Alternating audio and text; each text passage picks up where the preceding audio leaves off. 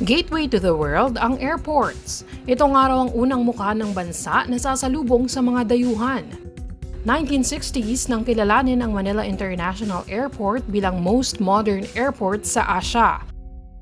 Pero ngayon, kaliwat kanan ang mga palya nito.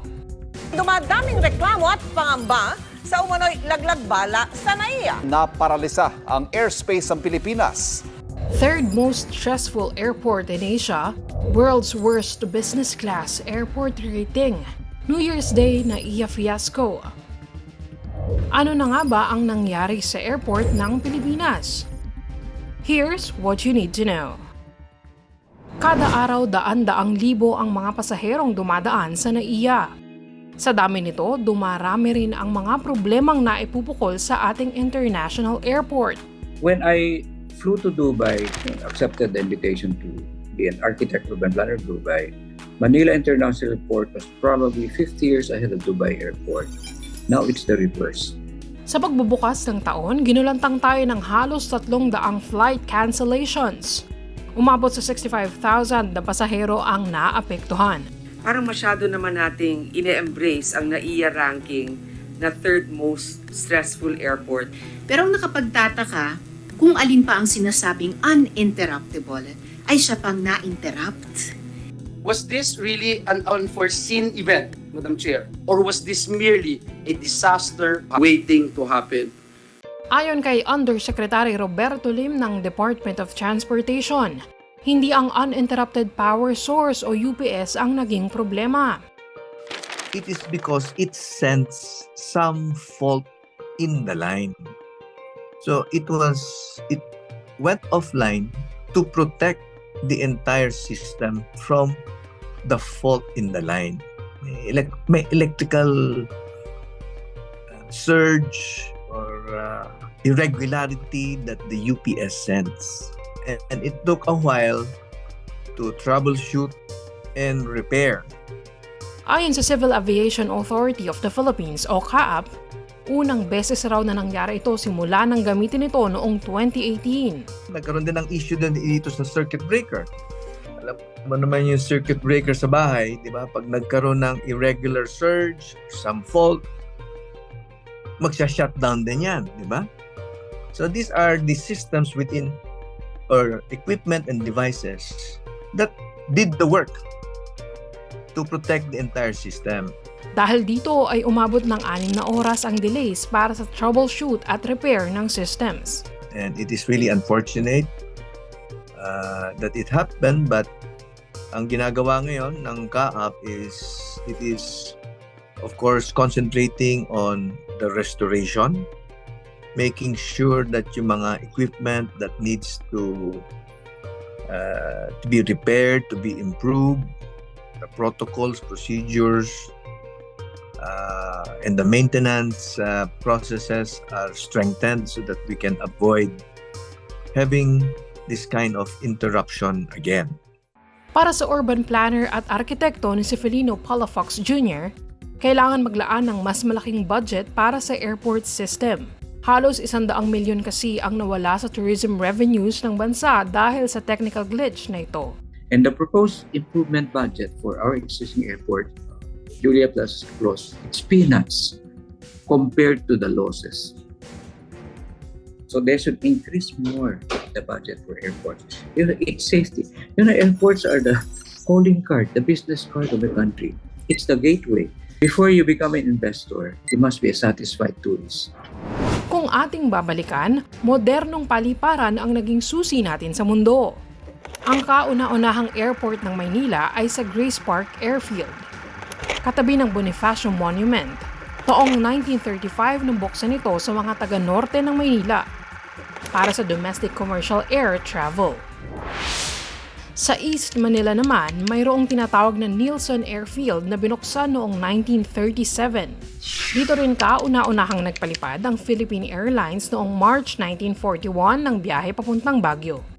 Kinilala ang PAL o Philippine Airlines bilang first and oldest commercial airline in Asia. Nagsilbing modelo ang airport natin sa neighboring countries noon. And we have the first airline in Asia Philippine Airlines and the Philippines in the global setting, if I may, we used to be an international hub. And we were, if you rotate the map of the world, we're in the center. So I say, it's already a given. Superpower countries will be interested in our islands. Makikita ito sa Ayala Avenue na ngayon ay tinatawag na Wall Street of the Philippines. Mula Paseo de Rojas hanggang Makati Avenue ang dating runway ng Nielsen Airfield. Secondary runway ang Paseo de Rojas. Primary runway ang Ayala Avenue. Pero taong 1941 sa pag-atake ng mga Hapon sa Pilipinas, napasamang sinakop ang Nielsen Airport. Makalipas ang 5 taon, nakuha muli ng Americans ang kontrol sa airport mula sa mga Hapon. Kalauna inilipat ang airport sa Nichols Field sa Pasay City na dati ring US military base. Dito na rin naibalik ang lupa sa National Airport Corporation ng Pilipinas. January 26, 1948 nang idineklara ng nooy presidente na si Manuel Rojas ang pagpapatayo ng Manila International Airport. 1951 naman nang hawakan ng Civil Aeronautics Administration o CAAP ang pagmamayari at pamamahala sa airport. Mahigit 1 dekadang naging maayos ang pamamalakad sa Manila International Airport. Pero noong January 1972, nagkaroon ng sunog rito. Pinirmahan ni President Marcos Sr. ang EO 381 para sa rehabilitation and improvement nito. 1981 nang itayo ang Terminal 1 Airport Building. At noong August 21, 1983, nagulantang ang lahat sa pagpaslang sa dating senador na si Benigno Aquino Jr. Kalaunan ay ipinangalan ng airport sa kanya at tinawag itong Ninoy Aquino International Airport. And you become an international hub. And you can have more export, more importation. And it's a catalyst for rapid growth. And airport, they have higher income levels.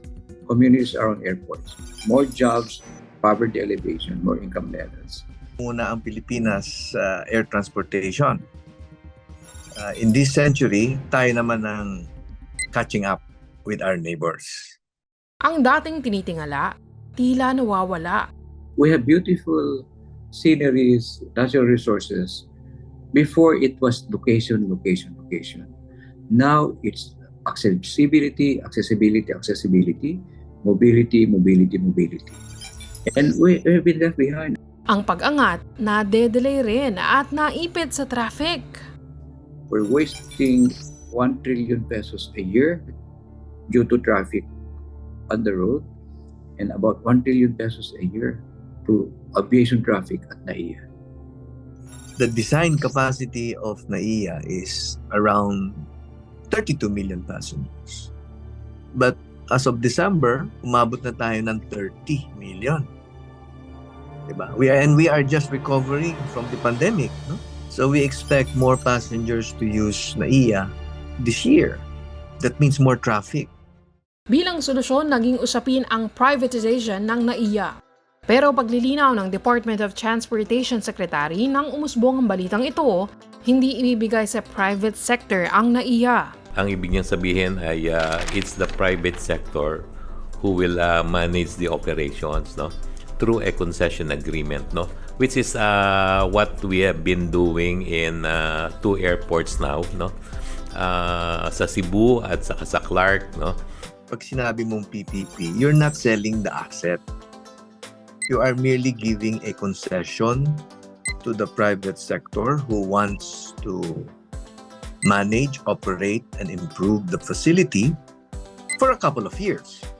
Ito raw ang ginawa sa 2 bagong international airports sa bansa.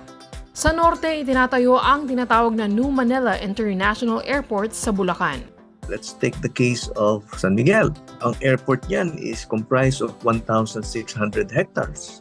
It's planned to become a mini city, but a new city, right? So, ang kagandahan nitong project nito is we will be able to disperse economic development. Inaasahan itong mabuksan by 2027. 2 runways at isang terminal na kaya ang 30 million passengers.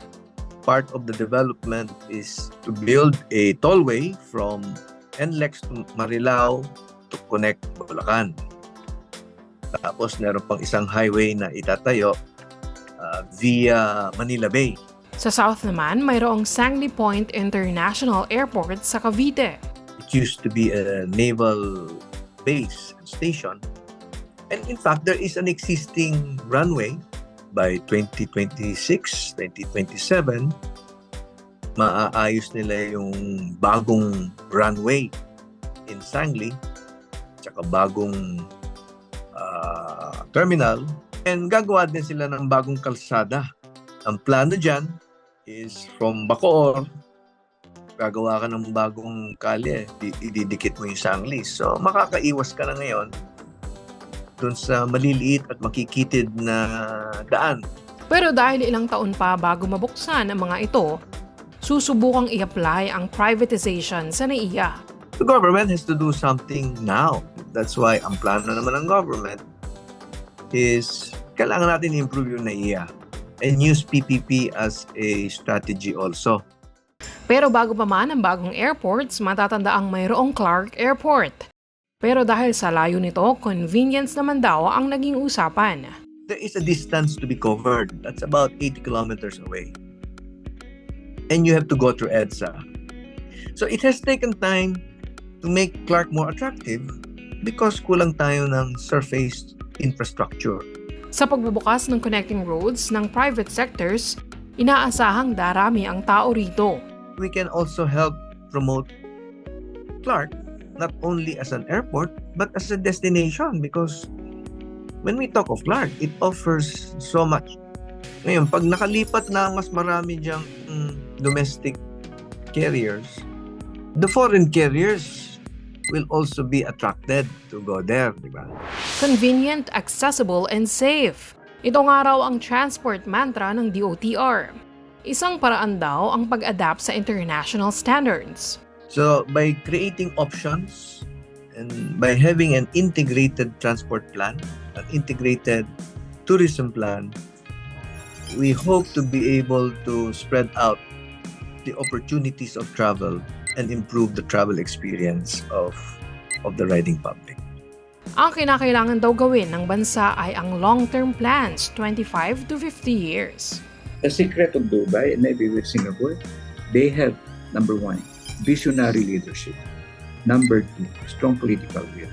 Number three, good appreciation of good urban planning. Number four, good design like architecture engineering. And excellent management. Ito raw ang plano nila para sa Sangley Point International Airport at New Manila International Airport. It will include green infrastructure, green airport, green cities, smart livable cities, the aerotropolis, airport-driven cities. Ang maayos na plano, susi raw sa bansang progresibo. The way we plan areas in the 40 countries that we've done project, we look at what, even just a single building, how it impacts on the neighborhood, the community, and the city. If we want to showcase the best of the Philippines, one significant way of doing this is to improve our airports. Abe Espiritu para sa GMA News.